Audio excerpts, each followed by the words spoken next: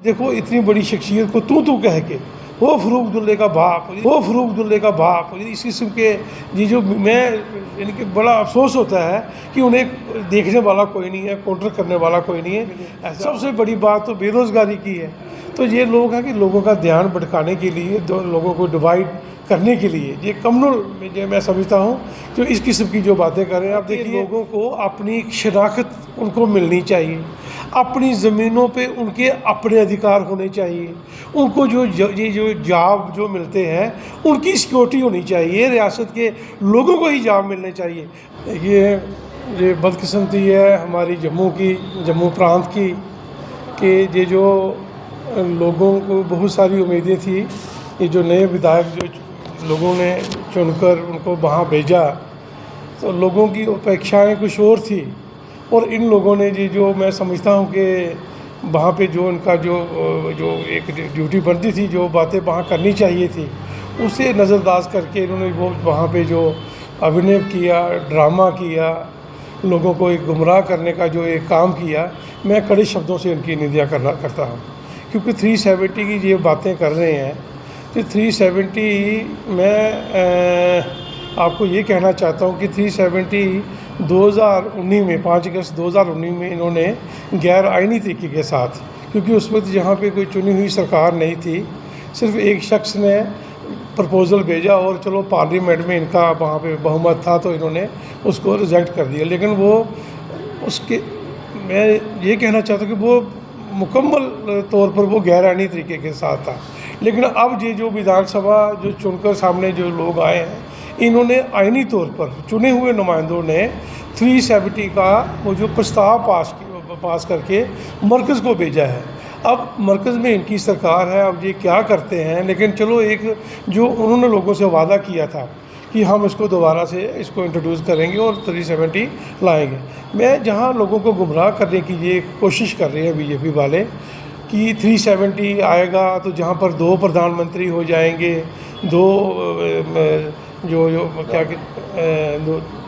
दो निशान और 2 प्रधान, पता नहीं क्या क्या ये बोलते हैं। लेकिन मैं आपसे ये इन लोगों को ये जवाब देना चाहता हूँ कि 2019 से पहले भी तो 370 था। क्या उस वक्त 2 प्राइम मिनिस्टर थे? उस वक्त भी देश में एक ही प्रधानमंत्री थे, हमारे यही मोदी साहब ही थे शायद 2019 से पहले जब इन्होंने इसको ब्रेक किया। तो ये है कि ये लोगों को गुमराह करने की कोशिश करते हैं। ऐसा नहीं, इनको तो लोगों को देखना चाहिए कि हमारे जो बेसिक जो मुद्दे हैं, हमारे बेरोज़गारी का ये बहुत बड़ा मुद्दा है, उसकी इन्होंने बात वहाँ करनी चाहिए थी। वहाँ उनका कोई जिक्र तक नहीं हुआ। ये जो रूलिंग जो हमारी जो नई सरकार जो चुन के आई है, इनका जो मैनिफेस्टो में जो लोगों की बेहतरी के लिए, बहबूदी के लिए जो इन्होंने अनाउंसमेंटें की थी, मैनिफेस्टो में किया था, उसकी बात करनी चाहिए थी कि उनकी सपोर्ट करनी चाहिए ताकि वो सभी जो सुविधाएं हैं वो लोगों के लिए हैं, ताकि लोगों को थोड़ा रिलीफ मिले। सबसे बड़ी बात तो बेरोज़गारी की है।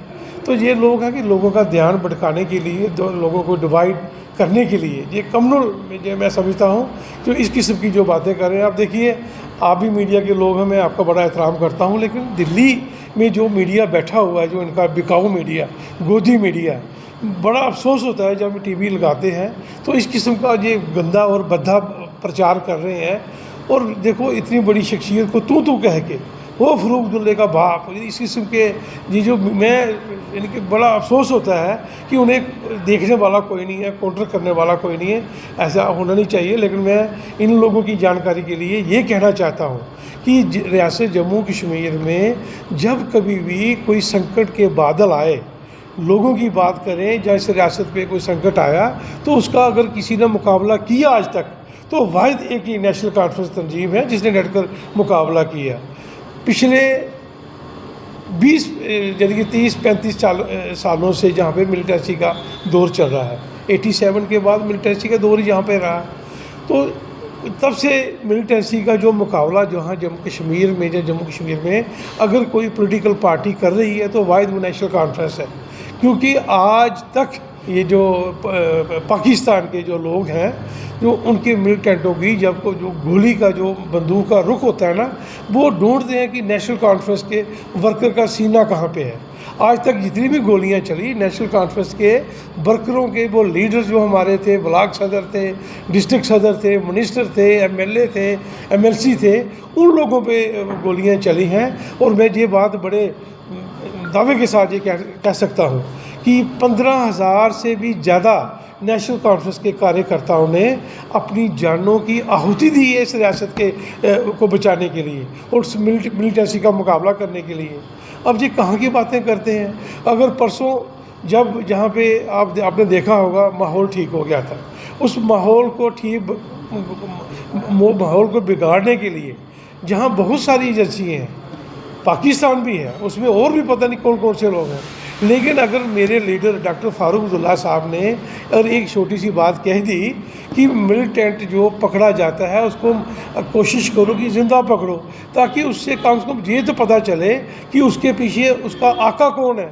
तो कौन सी बड़ी बुरी बात कह दी उन्होंने, हल्ला मचा दिया कि डॉक्टर फारूक साहब कहते हैं कि ये उनको सिक्योरिटी फोर्सेस पे अटैक करते हैं।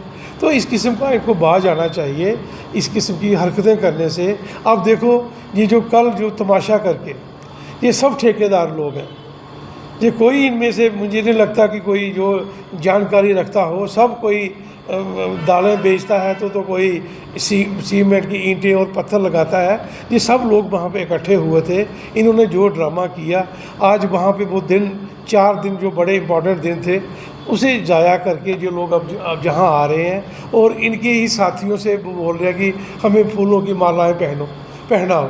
अब ये अपने लोगों को बोलकर माला पहना रहे हैं। ये कौन सा जंग जीत के आए हैं, कौन सा युद्ध जीत के आए हैं। और जहाँ देखो मैंने जब जहाँ पे ये इलेक्शन हुए उधमपुर में, तो मैं मीडिया के ही हमारे साथी थे, उनसे बात चल रही थी, तो मैंने उनको एक बात कही थी, शायद आप भी उस वक्त थे, तो मैंने आपको कहा था कि ये हमारी बदकिस्मती है उधमपुर की कि चारों विधायक एक ही दल के आगे, और वो दल वो है जो कामकाज कुछ करता नहीं है, सिर्फ मज़हब और इलाके पे लोगों को बांटते हैं।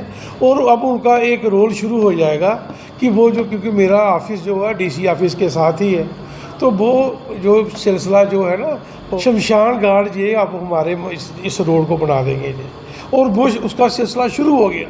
कल पता नहीं खून में पुतला फूका, कहीं किसी का पुतला जला रहे हैं, यानी धूल ही धूल, मिट्टी शुरू हो गई। करना कराना कुछ नहीं है, सिर्फ ये है कि लोगों को गुमराह करना है। मैं आपके माध्यम से उन लोगों को गुजारिश करना चाहता हूँ कि यार बड़ी सियासत हो गई है। कब से हमारा जो नौजवान है, पहले तो बदकिस्मती रही कि एक ऐसी तंजीम जो रामनगर से चलती थी उधम टिकरी में ख़त्म होती थी, पहले हमारे नौजवान उसके शिकंजे में फंसे हुए थे। 10-12 साल अब मेरे लोगों ने वहाँ अपने ज़ाया किए अपने कीमती वर्ष। उसके बाद बस बदकिस्मती ये हो गई कि बीजेपी की सरकार आ गई। बीजेपी ने भी उन लोगों का कचूमड़ निकाला, उनको बेचारों को बिल्कुल बेहाल कर दिया, और वो लोग आज ओवर एज की जो सीमा है वो क्रॉस कर चुके हैं। अब उसके पीछे भी एक बहुत लंबी एक सीरीज वो जो एक लाइन लगी हुई है। अब इनका ये इस किस्म के जो हालात बना रहे हैं, और ये खुशकिस्मती ये है कि नेशनल कॉन्फ्रेंस की सरकार आई है, और उमर अब्दुल्ला साहब, जो मैं ये बात कहते हुए मुझे बड़ा फ़ख्र होता है कि उमर अब्दुल्ला साहब जैसा लीडर और एक दूरअंदेश लीडर और बुद्धिमान और काम करने वाला लीडर, मैं दावे के साथ कह सकता हूँ कि ऐसा लीडर पूरे विश्व में नहीं है। ये हमारी खुशकिस्मती है कि वो हमारे वज़ीर आला बने हैं, वो एक विज़न लेकर चल रहे हैं, एक सोच लेकर चल रहे हैं, और ख़ास तौर पे जो उन्होंने एक खाका इस रियासत के लोगों के लिए बनाया है। मैं इन लोगों को हाथ जोड़ के विनती करता हूँ कि यार उस बड़े मानस को काम करने दो, ताकि हमारे जो नौजवान जो लोग हैं जो बेचारे बिल्कुल एक उम्मीद छोड़ बैठे हैं, ताकि थोड़ा सा उनको भी राहत मिले, वो भी थोड़ा सा आगे निकलें, और ये हमारी रियासत भी ये जो दलदल में फंसी हुई है ये बाहर निकले, और इसकी जो बुरी नज़र लगी है हमारे जम्मू कश्मीर की रियासत को, ये भी थोड़ी सी जहाँ भी एक अच्छा वातावरण बने।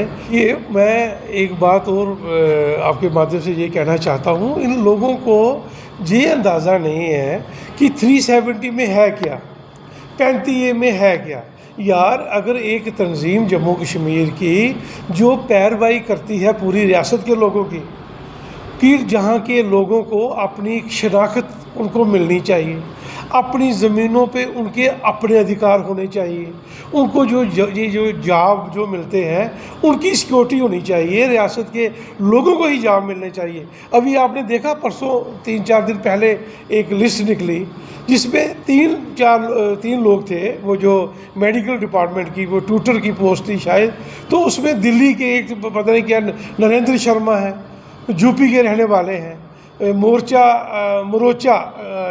एक तहसील है शायद, और यूपी स्टेट के नरेंद्र शर्मा साहब को उसमें वो अपॉइंटमेंट उसकी हो रही है। ये कितने क्या हमारे नौजवान जो हैं वो सड़कों की धूल चाट रहे हैं, और ये जो गवर्नमेंट है ये बाहर के लोगों को जहाँ बसा रही है। कल 2-3 दिन मुझे पहले एक बंदा सुना रहा था कि 1FOD में जहाँ पे पोस्ट एक दी, अब मैं आपके सामने क्योंकि मेरी सुनी सुनाई बात है, मैं ये कहना नहीं चाहता कि उसने कहा कि पता नहीं 35 मैं इसको क्लियर नहीं करना चाहता हूँ क्योंकि मेरे पास कोई इसका अभी प्रूफ कोई नहीं है, लेकिन मैंने अपने लोगों से सुना कि 35 लाख रुपया लेके उसको ले में लगाया गया, और वहाँ ओपन इसका ये वो हो रहा है कि भाई कोई भी आदमी अपना आधार कार्ड पठानकोट का, यूपी का, बिहार का लेकर आओ तो हम आपको एडजस्टमेंट जहाँ कर देंगे।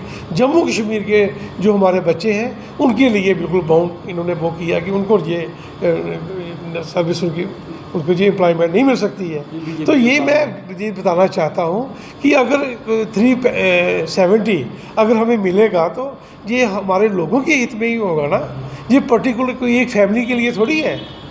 और ये इसका जो सफ़र जो कर रहे हैं ये हमारे जम्मू के लोग ही कर रहे हैं। अब ये जो चुनिंदा जो चंद लोग हैं इनके कि जो ये इस किस्म का जो प्रोपेगेंडा करते हैं और लोगों में एक गलत मैसेज देने की कोशिश करते हैं, तो मैं उनको ये कहना चाहता हूँ कि यार बाकी लोगों को भी देखो कहाँ पे हम पहुँच गए हैं। तो बेरोज़गारी का आलम आप देखो, जहाँ डेवलपमेंट की बातें करने की हम बातें बड़ी करते हैं, लेकिन डेवलपमेंट की बात भी आप देखो कहाँ डेवलपमेंट हो रही है। सारे कंट्रैक्टर, सारे ठेकेदार, जितने भी जो लेबर तबका भी है, सारे बाहर से लोग जहाँ आए हुए हैं। हमारे जो अपने ज़राए हैं, जो हमारे नदी नाले अपने हैं, उस पर उन लोगों ने कब्ज़ा किया हुआ है। कल जो हमें 500 रुपये की ट्रॉली मिलती थी सैंड की, आज 5000 की मिल रही है, कल यही 20,000 की हो जाएगी। जिस किस्म के जिस किस्म का जिस सिस्टम ये चला रहे हैं, तो इसमें इस किस्म की बातें नहीं इनको करनी चाहिए। तो मैं ये उनसे अपील करना चाहता हूँ कि इस वक्त उमर अब्दुल्ला साहब की जो सरकार बनी है नेशनल कॉन्फ्रेंस की, हम सब का ये कर्तव्य बनता है हमें एकजुट होकर उन्हें मजबूत करना चाहिए ताकि रियासत तरक्की कर सके और लोगों को जो हकूक़ हैं, लोगों की जो अपने वो जो एक अधिकार जो बनते हैं, जो उनका हिस्सा बनता है, उन लोगों को मिलना चाहिए। मैं बस इतना ही अपील करना चाहता हूँ लोगों से।